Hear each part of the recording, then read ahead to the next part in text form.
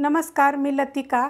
आज मी तुम्हाला कांद्याच्या पात्याची चटणी बनवून दाखवणार आहे। त्यासाठी बघा कांद्याची पात घेतलेली आहे, स्वच्छ नीट करून धुवून घेतलेली आहे आणि घेतल्यात किती माहिती आहे का, 4 नाही तर 5 घ्यायच्या बघा, छोट्या आकाराच्या। मोठ्या जर घेतल्या तर 3च घ्यायच्या, त्यापेक्षा मग जास्त घ्यायच्या नाही। आणि त्याचं जे घाण काय साईडचं जर असेल का नाही तर ते काढून टाकायचं। मुठभर कोथिंबीर घेतलेली आहे आणि मुठभर पुदिना घेतलाय। पुदिनाला पण स्वच्छ धुवून बघा, असे देठ पर्यंत घेतलेले, ते देठ पण चांगले असते, ती अशी घ्यायची देठ पण त्याच्यामध्ये। हे सगळं एवढं ना मी मिक्सरमध्ये बारीक करून घेते। मिक्सरचं भांडं घेतलेलं आहे, त्याच्यामध्ये कोथिंबीर, पुदिना, कांद्याची पात बघा, कांद्यासकट मी अशी बारीक करून घेतलेली आहे, ती पण आपण अशी टाकून घेऊया। पात टाकून घेतलेली आहे, त्याच्यामध्ये टाकायच्या हिरव्या मिरच्या, तुमच्या तिखटाप्रमाणे कमी जास्त करू शकता। 3 हिरव्या मिरच्या आहेत त्यामध्ये एक छोट्या आकाराचा चमचा जिरं, 1 गड्डी लसूण, त्यात टाकायचे बघा थोडंसं काळं मीठ आणि चवीप्रमाणे साधं मीठ टाकायचे। काळं मीठ टाकल्यानंतर साधं मीठ थोडंसं कमीच टाकायचं।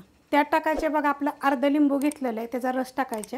आता ही जी चटणी आहे ना, तुम्ही समोसाबर, डोशाबरोबर, इडलीबरोबर बी, जसं की भाकरीबर, चपातीबर, वरण भाताबर तोंडी लावू शकता। तर हे काय करणार आहे, मिक्सरला बिन पाण्याचंच बारीक करून घेणार आहे। मिक्सरला बघा बिना पाण्याचीच मी बारीक करून घेतलेले आहे, मस्त बघा झालेले। आपल्याला एकदम बी पेस्ट करायची नाही, अशा पद्धतीत दरदरी झाली पाहिजे, पण एक नंबर चवीला लागते। करून बघा, बघा काय मस्त झालेले। अशा पद्धतीत करून बघा। रेसिपी आवडली तर लाईक करा, सबस्क्राईब करा, कमेंट करा आणि शेअर बी करा।